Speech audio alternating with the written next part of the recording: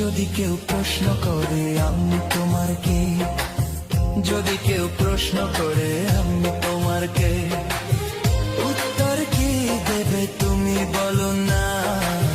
যদি কেউ প্রশ্ন করে তুমি আমার কে, বলবো আমি যা শুনেছ, বলবো আমি যা শুনেছ, তাকে সত্যি বলে মেনে নাও না।